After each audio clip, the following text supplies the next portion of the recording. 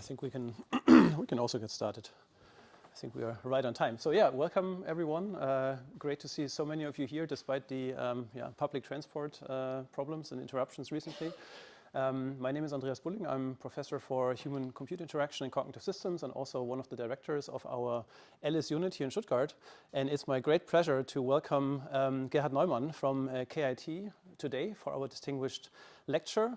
Very interesting talk. I, of course, read the abstract when we put it on the website about robotics and also some human-robot interaction. Just before we start, a few words on your career, as we always do, as an introduction. So you did your PhD in Graz. You're originally from Austria, I learned before. But you didn't stay in Austria. You came to Germany for your postdoc to Darmstadt, and also had a research group, I think, in Darmstadt, or assistant professorship, yeah. Professorship in Darmstadt. Then you did a quick interlude in Tübingen for a few months, and also Bosch AI Center. And now since 2020, you are full professor at KIT, heading the autonomous learning robots group at KIT, right? Yes. So yeah, we're very happy to have you here. Will be a very interesting talk, I'm sure. And without anything else, I would suggest you just get started. Okay, good. Yeah, thank you very much for the kind introduction. Yeah, I mean, okay, so maybe that's the second introduction of myself. Maybe just to tell you a little bit about the research areas we cover at KIT. So it's basically machine learning for robotics related areas. So mainly for robot manipulation, but we also do a lot of other robot applications where we focus on reinforcement learning and imitation learning with specialized motion representations that are basically specific to robotics. But we also do a lot of fundamental machine learning research, like learning models of the robot, variational inference, meta learning, and so on, which won't be the topic today. So today we will focus on imitation learning, reinforcement learning, using motion primitives, and I will tell you why this is cool. And our research goal is basically, with this research, is to learn complex tasks, complex manipulation tasks, from a human demonstrator to fine-tune it using reinforcement learning, or even to discover the skills using reinforcement learning. We want to use robot-friendly motion primitives, which means they should provide a smooth execution of behavior, during reinforcement learning and during execution.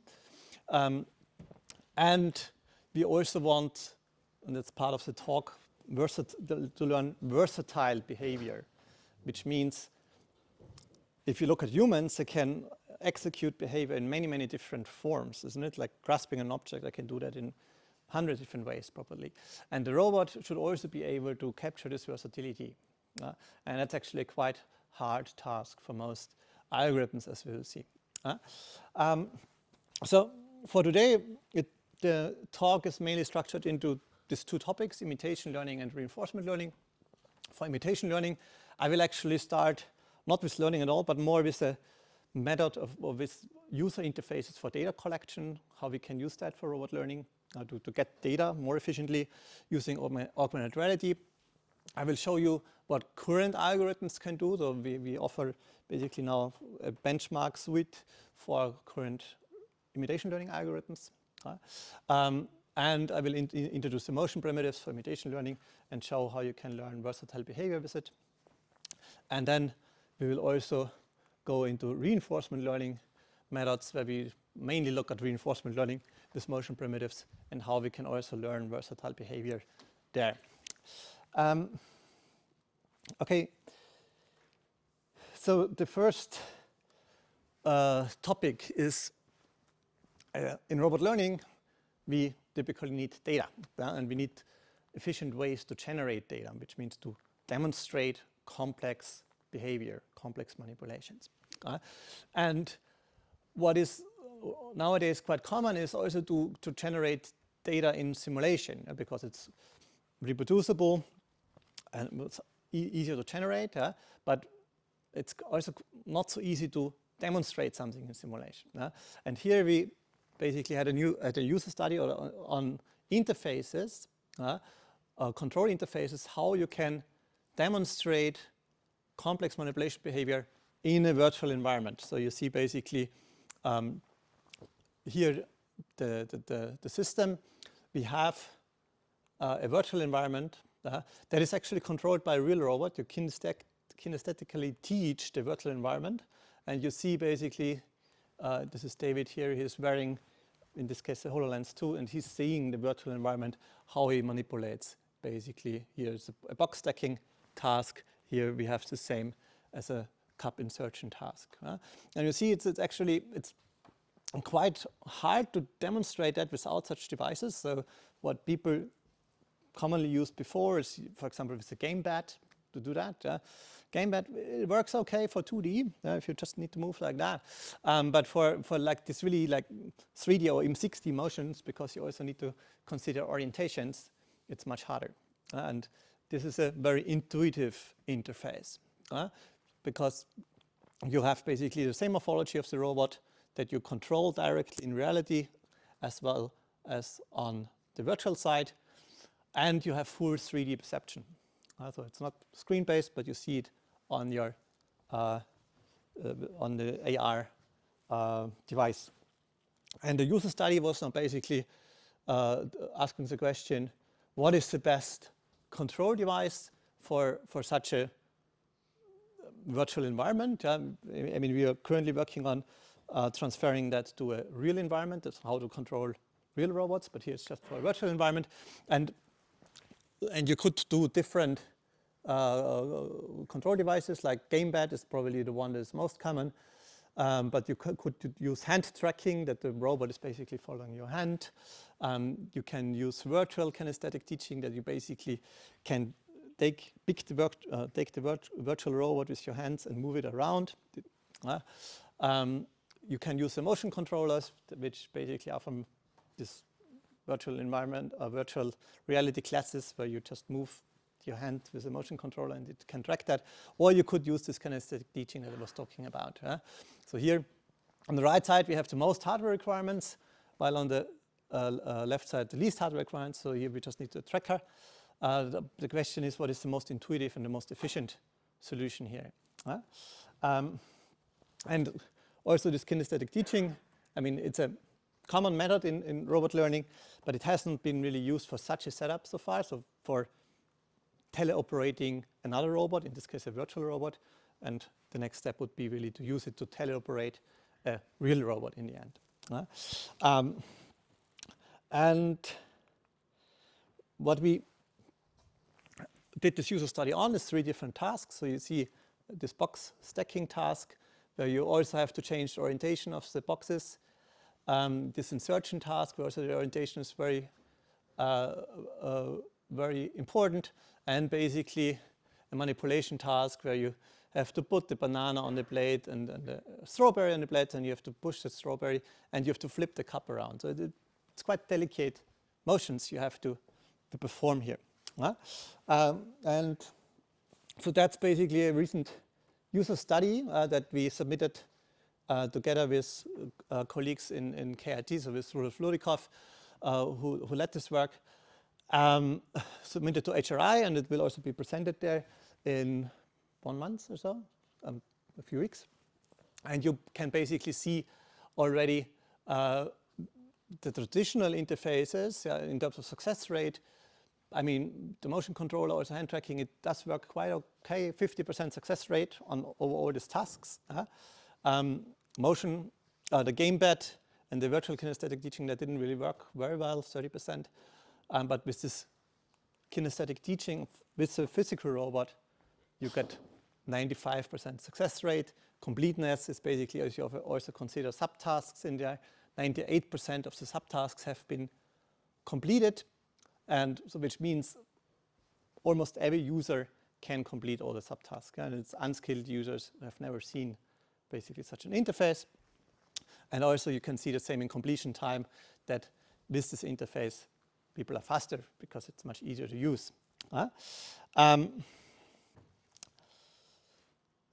Yeah, so what is the take-home message here?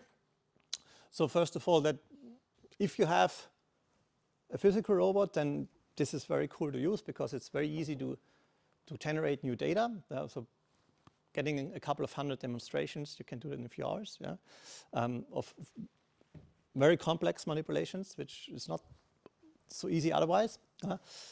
If you don't have the robot, you can still use the motion controllers, which were the second best in this study. Much cheaper, obviously, but you get quite a drop in performance, as you can see. Okay, so, and what did we use such a system now for? So we used it for collecting a lot of data. That's what it's there for, isn't it? And we basically collected data in virtual environments, yeah, for many different tasks. And the tasks were designed like this, that the human could do the task in different ways. So we wanted to focus on this versatility aspect in imitation learning. And versatility has been identified by various approaches in the last 3-4 years in imitation learning as a major challenge, and there are now very good approaches that can deal with it. But 3 to 4 years ago, this was not possible at all to learn from this data. Because the main problem actually is that imitation learning is supervised learning, isn't it? So you have input and you map it to an output. And now if you have this multimodal data where basically you get one solution on top and you get other solutions below the obstacle, what standard supervised learning would do, it would give you the average. And that's exactly what you don't want to have. The average would be bad. So there are many different approaches based on diffusion. This is currently, I think, the most hippest method, but there are also mixture models, clustering, conditional VAEs, and so on that can do this. But it's quite hard to compare these approaches, because if you look in the papers, they either compare it on synthetic data, where the data set has been generated by some hand-coded controller, so it's not really human-like. It's hard to make conclusions out of that. Or they have a cool robot doing something, but no one can use that because you need the same robot. So what we did is basically to present a benchmark test suite for versatile imitation learning, where you can also run the behavior in a physical simulation. So here you can, for example, see one of the scenarios. Maybe I can replay the videos. So you see, basically, you have to push and arrange this empty box here to the desired target location. So this other box is just transparent and showing where the target is. And the target changes in every execution. And there are many different ways of doing that. For example, you can push the box outside, or you can push it inside. And also different trajectories, obviously, you can achieve. And if you would now do this standard imitation learning with mode averaging, that would lead to quite poor results usually. So that's a recent paper that will appear at ISLR this year. Here you see all the different tasks where we collected data. Some of them were collected with a game bed because it's only 2D. Some of them are 3D, like this one and the box stacking one, where we used basically this AR interface that I introduced before. And yeah, so what you can see for all of them, we can actually quantify the versatility because we know the number of modes. That's been designed like that. So we know basically for this is the most simple task, an obstacle avoidance task, and we know basically how many different options you have to go through all these obstacles. The same for this box pushing task. You can either push the red box first to the red target area, or you push the green box first to the green target area, or you can even push it the other way around, the green to the red, and so on. So there are 4 different possibilities in the demonstrations. And you don't want to average over them, you really want to know each of these possibilities and reproduce them. So why is this important? Because if we know basically how many solutions are in the data, and we can also check it then for our reproduced behavior, how many solutions are exhibited by the learned policy, we can basically measure the versatility of the approach. So we not just only want to optimize the success rates. Success rate could be high if you just always perform exactly the same behavior. We also want to measure whether all the modes, the different types of demonstrations are captured by the learned policy. And that's what we can do with this data set. So we can quantify versatility.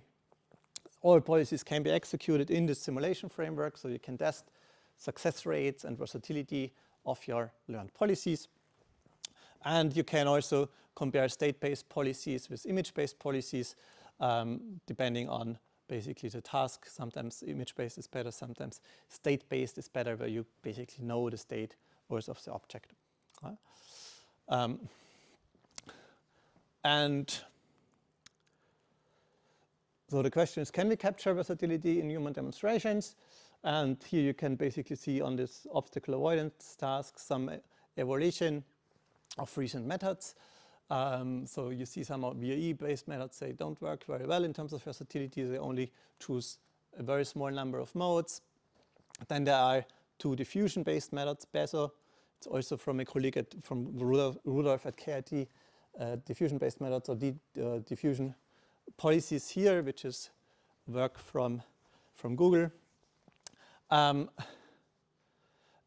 what you basically can see is that for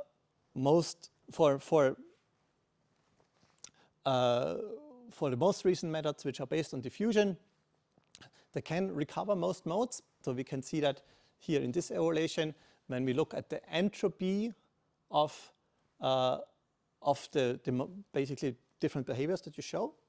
If the entropy is 1, you would recover all the modes in the data. Here you have something like the entropy of 0.7 maximum, which is not all the modes, but you recover most of the modes in the data.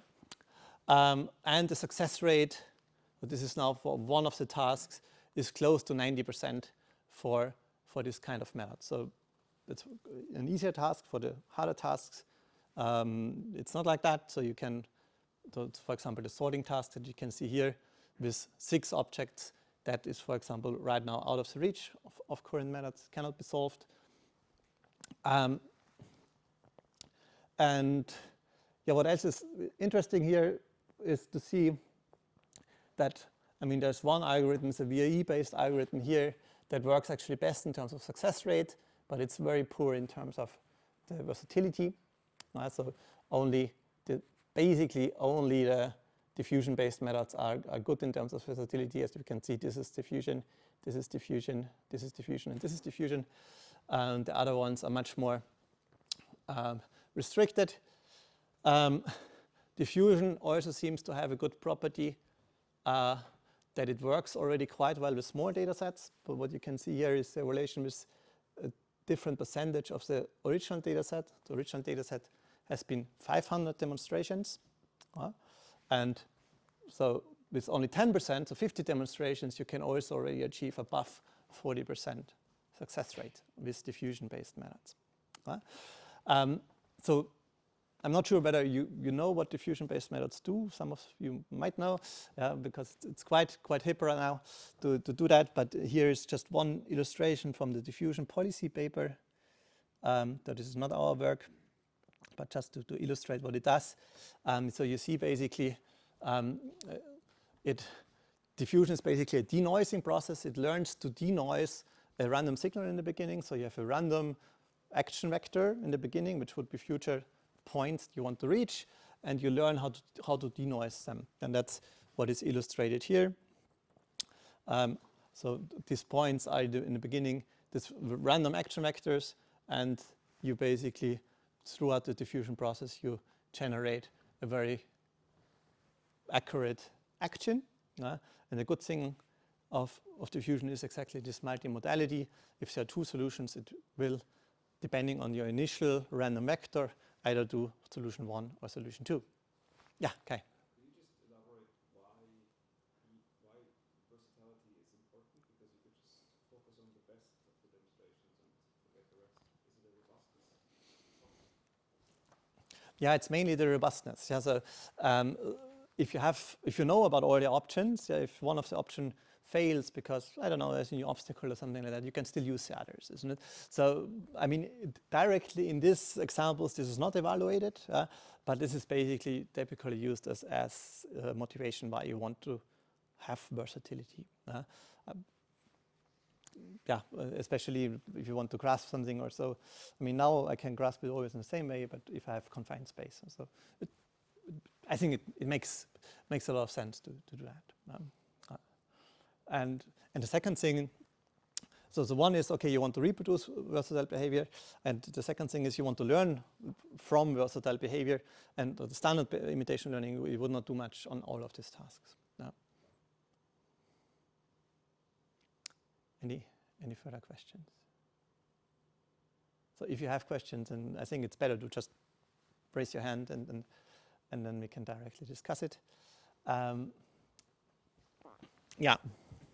So, but here, basically, one of the take-home messages that we got is, yeah, diffusion is actually quite cool.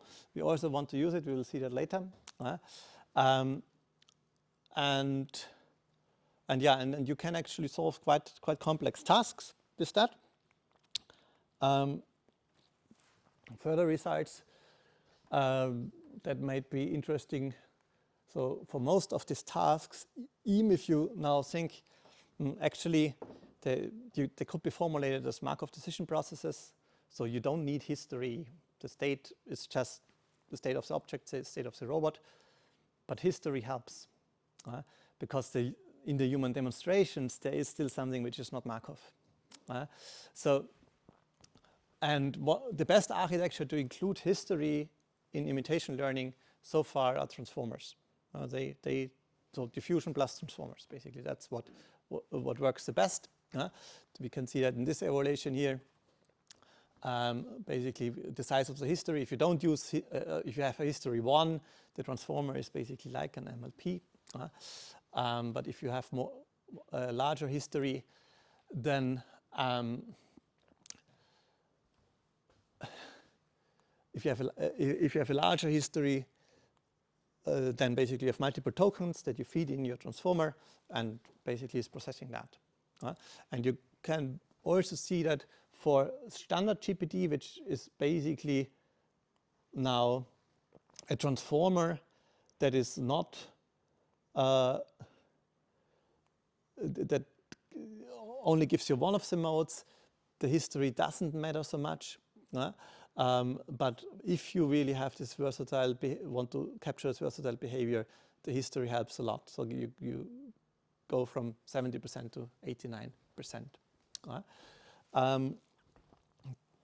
Other observations are that state-based policies work better if you need highly accurate control. So we can see that, for example, on such tasks, image-based is not really doing very well. Because you also need to arrange the object in terms of orientation, and that somehow was hard to learn for an image-based policy. But, and it was also a little bit surprising that image-based is working better than state-based. State-based is, I mean, it's a real state, so you cannot give him more information than that. But image-based is working better if you have multiple objects or many objects in the scene, because the image representation is basically well suited to. It doesn't really matter which object is next to the n effector. It just sees that there is an object. If you represent the state as a vector, this is much more inefficient to represent.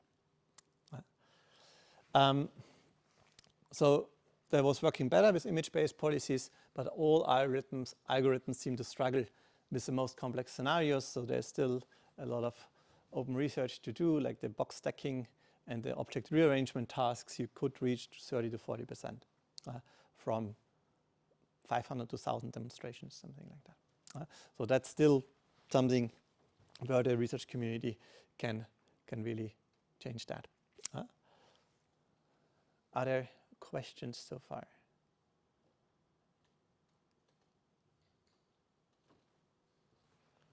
Okay. Then So we have basically now we took a look at what is the current state of the art in imitation learning and have a good benchmark data set for imitation learning algorithms.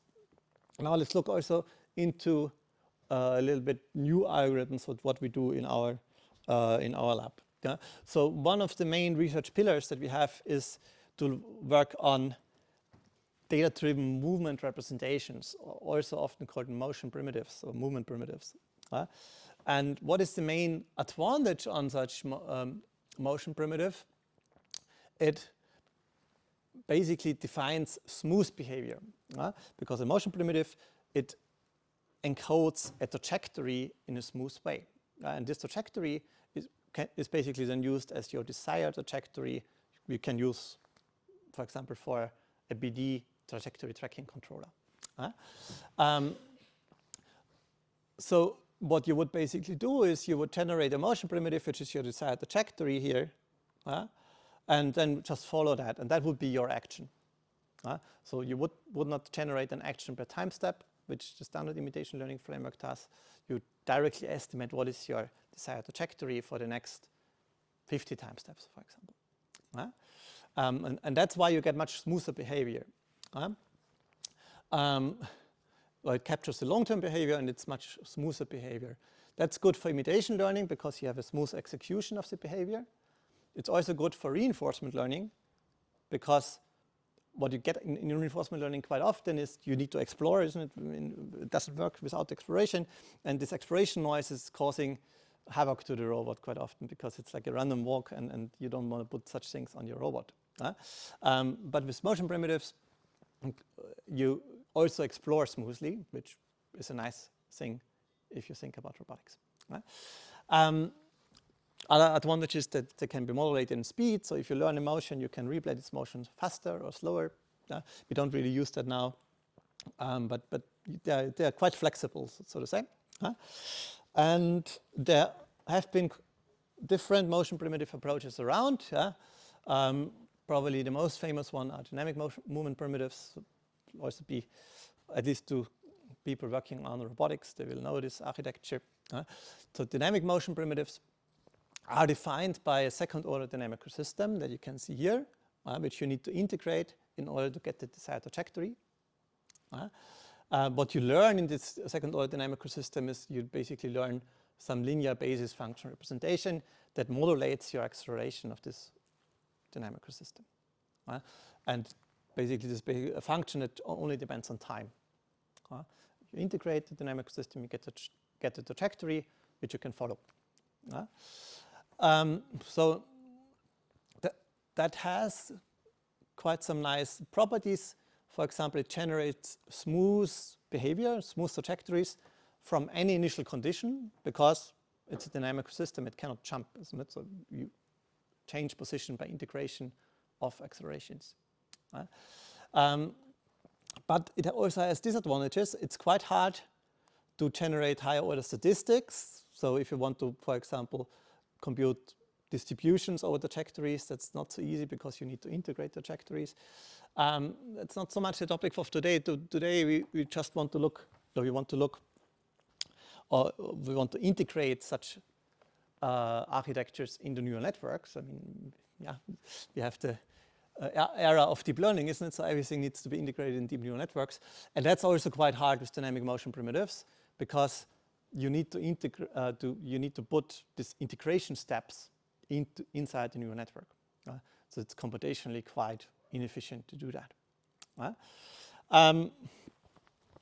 Then there are also probabilistic motion primitives. So they have been developed quite some time ago also from our lab. And also from a different point of view, so to get this distribution of the trajectories, that's not the focus of today. But the main difference is that the probabilistic motion primitive is actually a simpler representation because it directly represents the trajectory or the joint position at time t by this linear basis function representation. So you don't have these integration steps, you directly get the trajectory. And depending on the basis function, so these are usually RBF functions, then RBF is a smooth function, isn't it? So the trajectory is smooth. And the one advantage is if you have this representation, you can compute the trajectory using the feature matrix for every time step times W, and you can also easily compute trajectory distributions by having distributions over this W vector, which is now basically the vector for your motion primitive that defines your trajectory. So you can do this probabilistic version of a motion primitive.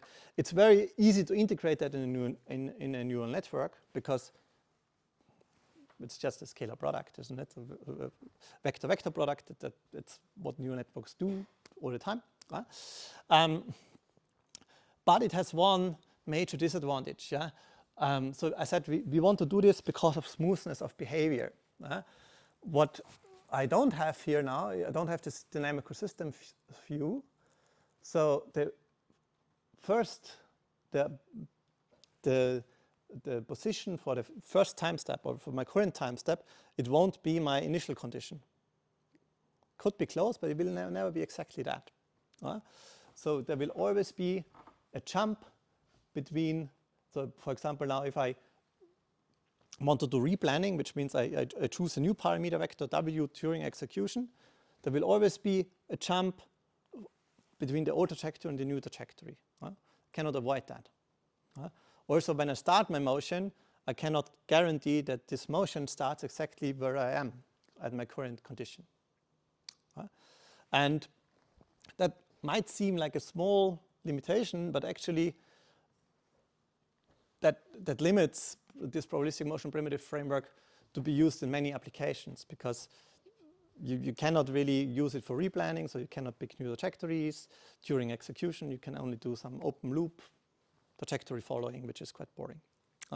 So what we did in a recent paper, and I will only give you a very coarse high-level overview of the mass, we unified both approaches, which basically is now called not ProDMPs, not DMPs, but ProDMPs, so probabilistic dynamic motion primitives.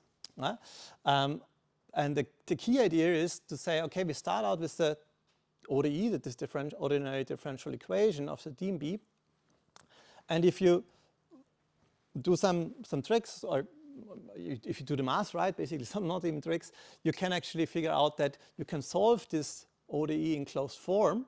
You get the following solution, that you have basically the homogeneous solution with two constants here, and these two constants are specified by the boundary condition. My initial state should be this position, and my initial velocity should be that. So you can directly compute C1 and C2. And then you have also this linear basis function representation. But you have different basis functions, not the same. So these basis functions are computed by integrating these ones 2 times. And for that, you can just use offline integration, some Runge-Kutta, for example. And because you only need to do this once, isn't it? So you need to do this once, and whenever you have a new parameter vector W, you just multiply it with it. So what you can basically see is here how the basis functions would look like. So the original ProDMP basis functions are RBF functions, but they look somehow like RBFs, but they are distorted due to the integration. And what is very important, at time point 0, the basis functions are 0 as well.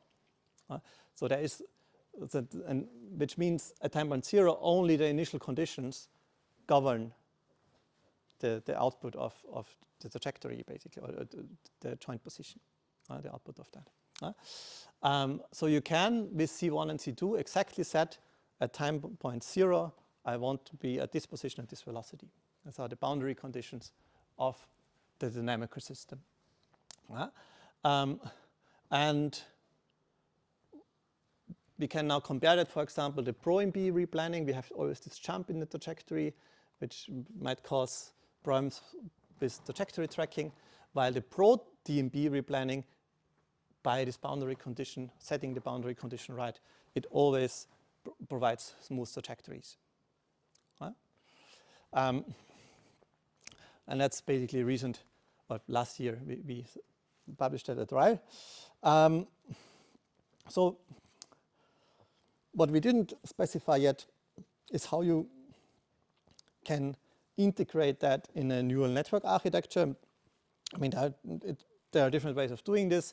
This is now maybe here a quite complex architecture. You wouldn't really need to do that. But here it's basically an approach where we used encoder-decoder architecture, and you can basically condition your motion on not just a single observation, but on multiple observations, similar to a transformer.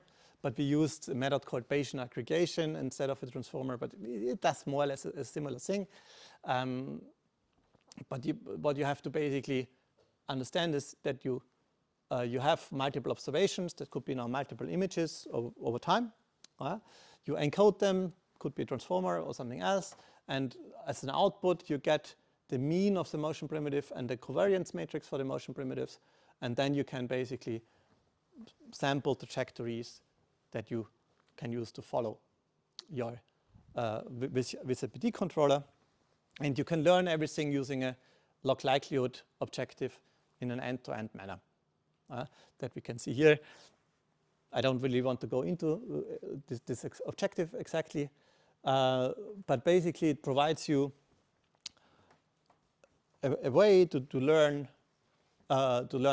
basically this motion primitive to specify a mean weight vector and the covariance of the weight vector for any point in time of your motion execution.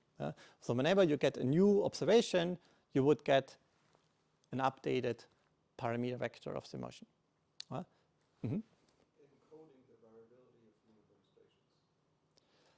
Or it would also encode the variability of human demonstrations. What else would it encode? The distribution. The distribution would encode the variability of human demonstrations, and it would exactly do that. Or in a reinforcement learning setup, it would encode the variability of exploration. But the limitation here is still, so it can encode the variability of the human demonstration, but it's only one mode, isn't it? So it's a Gaussian distribution. So it cannot cover these multiple modes so far.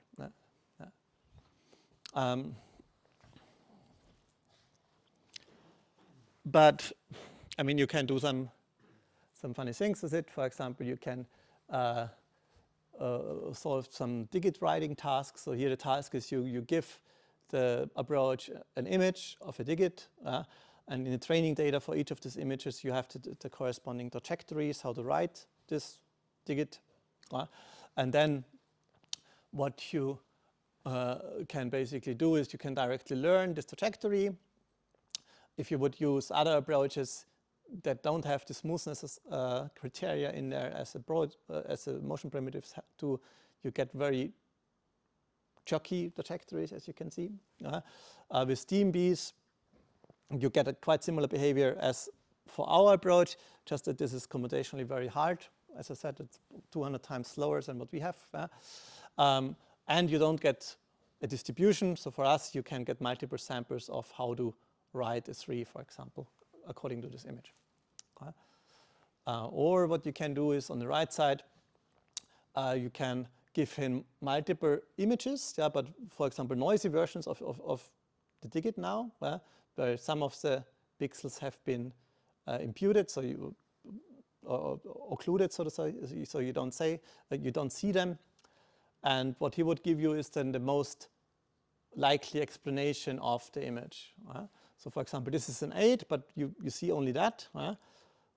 Could be a 5, so it's giving you trajectories of how to write a 5. Then you give him another image,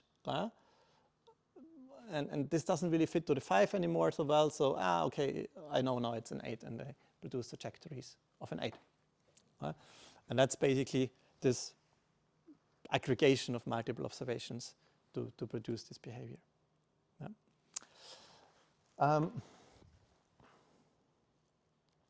And we also evaluated that for more interesting robotics tasks. So this is again this box pushing task that was taken from this paper. And I mean, back This was now 1.5 years back. So we didn't evaluate these versatile behavior learning approaches because most of them are even newer than this. So we compared to other motion primitive approaches and standard behavior cloning with some MLP. And we could basically see that the ProDMPs, they could capture the behavior very well, or much better than other approaches. And if you also evaluate the smoothness of the behavior, the generate behavior, it's a much smoother behavior. You don't have this jerk or these jumps in the action trajectory. Right? So that's nice to get such a representation, but so far we have only seen that we can reproduce one behavior with it, with some variability, but it's basically only exactly one way of doing this behavior, with some variance on it. The question that, or what we wanted to do is now to combine this motion primitive approach to get always behavior that is smooth, with this versatile imitation learning, for example, diffusion policies. And that's now something that is under revision in RAL. Hopefully will get accepted in a few weeks, which we call motion primitive diffusion. And basically the architecture is, or the idea is quite simple. So you have now a diffusion architecture where the decoder for the diffusion process has the ProDMP as an intermediate step. So it doesn't directly predict the action, it predicts a weight vector. And this weight vector is then translated to a trajectory using the ProDMP equations that I just showed. You also put in the initial conditions to guarantee smoothness. And then you can basically do diffusion with ProDMPs. So for every 500 milliseconds, you choose a new trajectory using diffusion. And that was joint work with Franziska Matriz-Ulrich. She was also at KIT, now she's in Erlangen, also with Rudolf. And Franziska is basically in medical robotics. And there the motivation was we often have to manipulate very delicate material, isn't it? Like soft, delicate material which is inside the human body. And you don't want the robots start shaking and tearing the body apart, isn't it? So that's another good thing. So there are also different tasks that we considered. And this is now from a benchmarking environments that are tailored for medical robotics. So you have a pi-manual tissue manipulation task where you have, for example, to manipulate this tissue in a way that the green dot and the blue dot is going to target positions. Here you have to basically, I think you have the gallbladder which you have to lift, and the other manipulator has to touch a target position. Here you have to basically you have this the string and you have to put it through the hole, and here you have some rubber which you have to put around some vane basically. And for all of this we also obtained demonstrations. In this case it was with a gamepad, and then we evaluated our approach and other diffusion approaches on that. And here you can see the results. So MPD is this motion primitive diffusion. These are other diffusion-based approaches which are currently state-of-the-art. So first of all, here on the x-axis you have the number of demonstrations.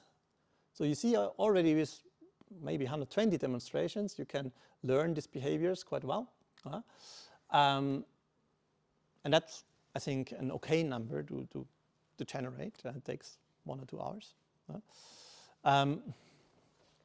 You can also see that our approach can learn already from quite a few demonstrations, get very good success rate, outperforms other methods. So And that was actually a quite nice result. That also, it's not just smoother, it also works better. If you look at the smoothness here on the right side, we see an illustration. The dashed lines are the human trajectories, and they are pretty smooth. Then we see MBD trajectories that have been generated. They are also smooth by construction. And different diffusion-based approaches. So diffusion with convolution, diffusion with transformers, and BESO is a different diffusion method, but also with transformers. And basically you see, I mean, it matches the shape quite well, maybe even better than here, but you get this very jerky behavior, which is exactly what you don't want to see. You can also evaluate that basically on different metrics, for example, the tissue acceleration, the instrument jerk, instrument energy, bus length, and so on. And there you can also see for some of these measures, it's, for example, the instrument jerk, it's even much lower than we have seen in the demonstrations, which would be this dashed line, that this is what you get in the demonstrations. And the other approach is tissue acceleration. This is exactly what you don't want, because the tissue would rip apart, isn't it? We more or less reproduce exactly what we have seen in demonstrations, while the other approaches show worse behavior there.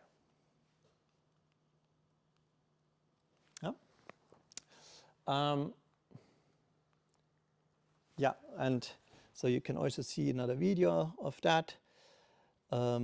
Maybe, so here you see even the task have been also executed on the real robot then, and learned on the real robot, and how that would look like. So here you see the setup with 2 Franka Panda arms. That's now in Erlangen, the setup from Franziska. But if you would, you see the diffusion policy, and first of all, it is more jerky. Maybe you don't directly see it, or sometimes you see it, and it's also not that accurate in comparison to the Moon primitive diffusion policy. And yeah, okay. So the conclusion for the imitation learning part of our work is basically, so what I've shown you is first AR interfaces. They can be used for data collection in virtual environments. We are working on data collection in real environments as well right now, but I think in virtual environment is also very useful for robot learning. You can demonstrate very complex behavior. We have seen that versatility can be captured well by diffusion, and we have also seen that with motion primitives we can basically enforce smooth behavior and connect that with the good properties of diffusion to get a very powerful learning approach. So future work right now is basically working on these AI interfaces for real bimanual robots, where we cannot visualize the virtual scene anymore, but we have to capture the scene using point clouds and visualize the point cloud in the workspace of the operator, of the human operator. And we will also use more complex policy architectures that are object aware in order to deal with more than 2 or 3 objects, which didn't really work so far.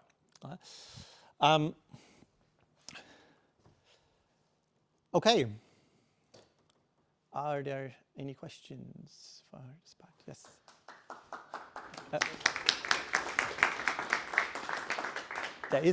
There's still some slides for the reinforcement learning part. Yeah, but we're a little bit over time, so I'm not sure whether we want to do this. How many slides do you? There are still like 20 slides, so but we yeah, that's maybe it's too long. Yeah, but we can keep it as this right now. No? Yeah. Okay. Yes. And if there's a microphone, okay. Is it for recording? Yes. Okay. So my question is, you motivated, what was it, with the replanning, the meeting the boundary conditions with a case of replanning. Mm-hmm. But is that also, I mean, if you have a sequence of motion primitives, you would also want that, exactly that. Is that right?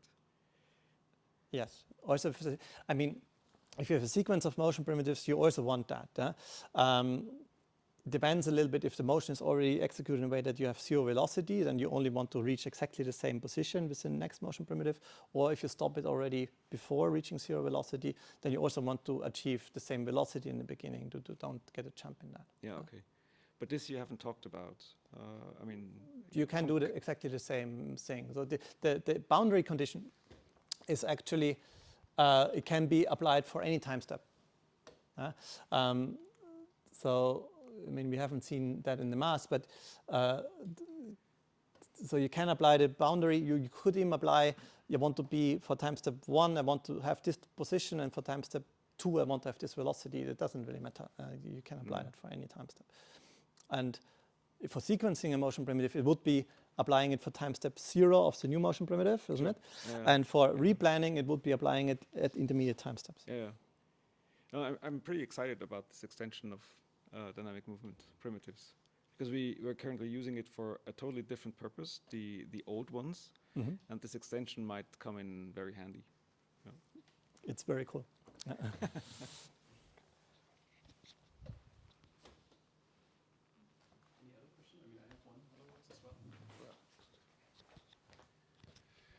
So thank you very much for the nice talk. So you showed this AR-based data collection approach at the beginning, and I was wondering, I mean, having worked with AR and VR systems myself, they're not very accurate, or they can be quite jumpy themselves. So I was wondering, is that a problem for the data collection to have this noise on your trajectories in the first place, or not? Or is it maybe even, I don't know, something that you see as an interesting challenge to address? Or I was just curious because you evaluated for, I think, task completion time and I think accuracy. I would have expected you evaluate also on the quality of the data that you collect, how this compares between different methods that you showed. On the quality of the data. I mean, so for us, the quality of the data was whether the task was completed or not. So in the trajectories, there are no jumps, at least for the kinesthetic teaching approach, because you have the real physical robot that is giving you the desired trajectories. And so the AR is actually not used for generating the trajectories. It's only used for visualization. And there could be jumps, but we didn't really see many. Actually, we didn't see any. Oh, okay. So this was not a problem? It was not a problem. I mean, it was with the HoloLens 2, and to be honest, the HoloLens 2 is not the best. So now with MetaQuest 3, we have that also. It's much better. There was a big AR marker in the middle where it was basically always calibrated to. And what you can definitely see is that it's not perfectly calibrated. Yeah? So you can see that. So you have the real robot here, and this is the virtual robot. It's not exactly the same position, isn't it? But actually, it doesn't really matter, because the human is seeing the virtual robot and is directly mapping, okay, if I move more to the right, this one will move more to the right. And then the human could adapt to that. Okay, all right. And this was also not an issue for any of the other methods that you use? So there is no noise coming into the data collection for any of them, or? There is sometimes noise coming in a way. I mean, hand tracking, for example. Hand tracking, hand tracking. There's noise coming. There's noise coming in there. That's true. And I mean, maybe if you improve the hand tracking, that would also be better. But we use the internal hand tracking of the HoloLens. So from that you get noise, which is then smoothed a little bit by the BD controller that is acting there, isn't it? But that plays into the success rates in the end. Yeah. Okay, I see. But we didn't evaluate smoothness or something like that. We should have maybe, but I was just curious. Yeah, thanks.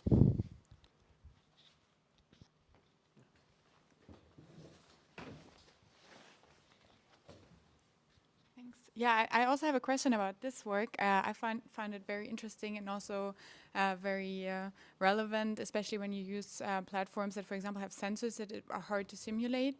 But I was wondering also, having used like a Franka arm before, with this kinesthetics teaching, they're not super backdrivable often, these robots, so it takes a bit of force, right, to move it around. And I wondered if you also kind of looked a bit at the load of the operator. I mean, sure, in the end, with modern models, you don't need thousands, just more of hundreds of demonstrations, but still moving this around for hours is quite an effort. And then, for example, comparing it to the hand tracking, where you don't have any effort on the operator at all. If you looked into that at all, would be interesting, or if that wasn't relevant. No, we didn't look at that. So to be honest, in the user study, I mean, the user had to use all of these different interfaces, isn't it? And you cannot now put the participant for 5 hours in the lab. It's just getting exhausting. So it was 5 different interfaces. Every user only did 2 out of the 3 environments because it was getting too long already, and 2 repetitions for every environment, and that already took an hour. And longer, I mean, the long-term effects, you would really need to stay there for a few hours, I think. But I mean, the banda, if you do the control right, I mean, you need to apply a little bit of force. That's true. But if I need to hold my hand all the time like that, it's equally exhausting, I think, because the banda has 0 gravity, isn't it? So you can actually grab it, and it's, I don't know, but it would be interesting to study that. Yeah. Did you ask the users which one they preferred, or? Yes, we also had subjective measures, which I didn't put on the slides, and all of them preferred actually this one. In terms of the only thing, in terms of novelty, this one was preferable. Yes, but I mean, I think if the hand tracking would really work perfectly, then this is also a very good thing to do. But the HoloLens hand tracking was just not good enough. Yeah, that was one limitation. Hi. So I also had a question about the hand tracking and I guess the virtual kinesthetic teaching. So I guess what model is the robot using to follow the hand? Like, what's the mapping from the endpoint configuration to the arm configuration, and wouldn't that impact like what kind of motions the robot learns? Yeah, it's a nice space inverse kinematics controller, pretty standard one. So that's, I mean, of course, inverse kinematics also plays a role here. Here not, because here you can directly map joints to joints, isn't it? So that's easier. For most of these other approaches, you need to use IK in some way. But it's like one of the standard IK controllers you would use. Yeah. But do you think there would be a difference if you use different types of controllers? I mean, I think the controller is pretty optimized, so we really try to fine-tune that a lot. But yeah, I don't know, maybe, but I don't think a very big difference. No. And then with the kinesthetic teaching, was there any problem where the user would get the robot into a weird configuration where they had some trouble like with the wrist position or something like that? Yes. So that can happen, because the user is usually only grasping here, isn't it? And then the robot can go to a weird configuration. The good thing on the Franca is the user can also change the joints directly, can grab the elbow and move it back, which is not possible for other robots, which only have end effector force sensing. But what we had is a different control, also an additional controller on the physical robot that tried to push you back always a bit to some breast posture, so that in a nice space, and then it was automatically always going a little bit back. And if you wanted to change the elbow, then you had to do that manually. Yeah.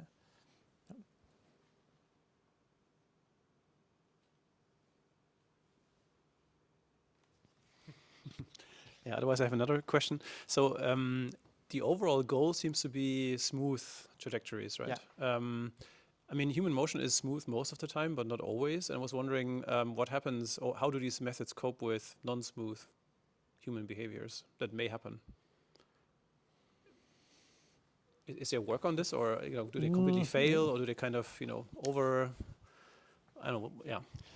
Yeah, non-smooth. So a human behavior can only be non-smooth on the second derivative, isn't it? It's also a physical system, so it cannot jump in velocity or something like that. And that's exactly the same constraint that the ProDMPs have. They can be non-smooth, so if you do the replanning step, you choose a different W vector. On the second derivative, it's not smooth anymore. So there you can apply jumps in acceleration, that's possible. But not jumps in the velocity and jumps in the position. I see. So if it's a replanning, that should work. Yeah, that should work. Okay. Because I was thinking, I mean, medical applications in particular, people with movement, disabilities or problems. I was kind of thinking maybe there could be cases or situations where the movement is not maybe as, as smooth or as expected, and then the question is what happens in those cases. Yeah, it's an interesting question. I mean, so the motion primitive diffusion, you have seen that also the evaluation for this medical task, I mean, they are tailored for smoothness, basically. And it's a very good motivation why you need smoothness, yeah. So we have currently a student who is evaluating it on these kind of tasks. And here it's not so clear anymore, yeah, because smoothness, especially for, you see here, you have this multiple repetitions to push the object in, and it's very unsmooth, and then it's hard to do that, actually. Yeah. Yeah. Ooh. In the last round. Ah, okay. Yeah.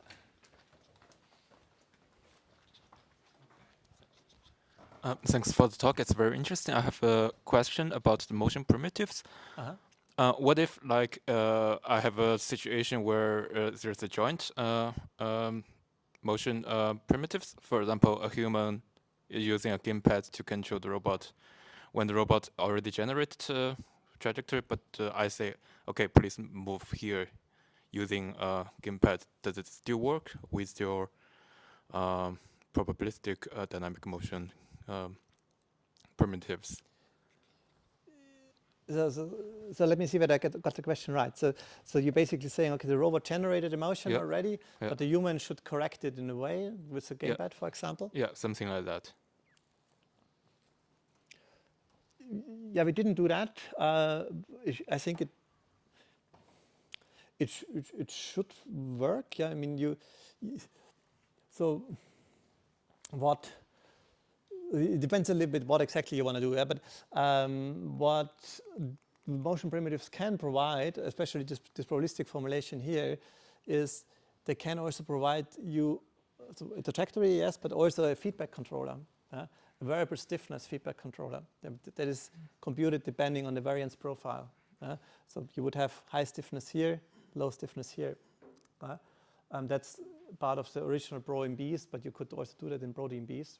It has the same properties. And you could basically use this variable stiffness controller. And then, which means in this area, the human can apply additional forces or accelerations, and the robot would change. In this area, the robot wouldn't, because it's very stiff and would directly go back, if that makes sense. Okay, so essentially it's like, okay, the human correction is essentially not implemented in the future, but somehow only affects a part of the generated trajectory. Yeah, so if you do the human correction, then I would do it in a way that you don't generate the trajectories by the ProDMP, but you generate a feedback controller by the ProDMP. Okay. And execute that one, because then you can apply additional forces. Yeah. Or, I mean, with replanning, it might also work that if the human is basically changing the trajectory by applying some additional force, that you move outside and then you replan to get a new trajectory, could also work. But we didn't test that. Okay, thanks.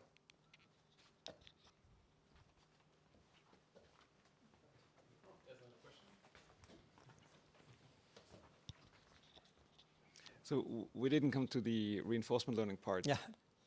Otherwise, I would have asked. I still ask it. The question, because in Stuttgart we are sort of getting stronger also in soft robotics. What is your take on robot reinforcement learning for soft robotics? What's in for them? Robot reinforcement learning being with soft robotics.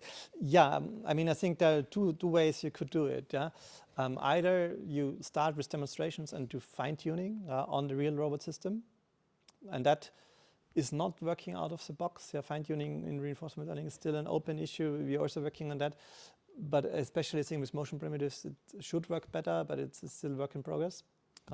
Because what you see often with fine-tuning in reinforcement learning is, so you have the behavioral cloning policy that you learn, and then you start your fine-tuning process, the performance goes down for quite a while and then it goes up again. Yeah, so you don't see a lot of benefits.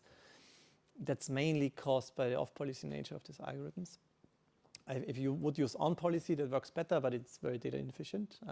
So we need to find a good way to combine both properties. Or you could do it in simulation, and the simulations of soft robots are also getting much better. So what we are, we don't simulate soft robots, but we are simulating manipulation of soft tissue and soft objects using ISAC, for example. It's pretty good, it's pretty fast, and you can do a lot of reinforcement. If you put ISAC on GPU, you can do a lot of reinforcement learning in there. We still have to see how well that translates to the real system. But maybe fine-tuning on the real system with the learned policy, that might be also a good solution. Okay, thanks. Right. Any other questions? We still have time, so if there are questions, then we can discuss them here. Or you can also, of course, talk directly to our speaker following the session now. All right, so if there are no questions, so thank you very much again first.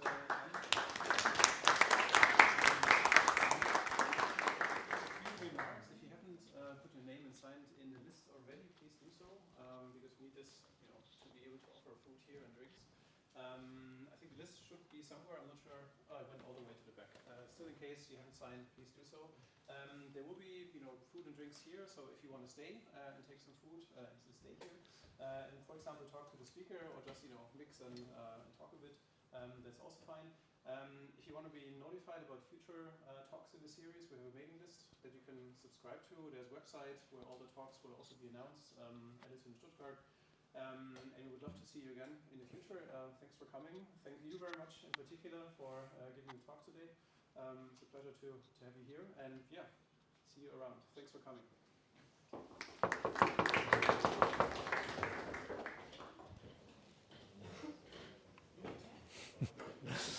Alles ein bisschen länger gedauert, aber ja. Vielleicht die Aufnahme jetzt, ja. Bevor wir sammeln das mal ein.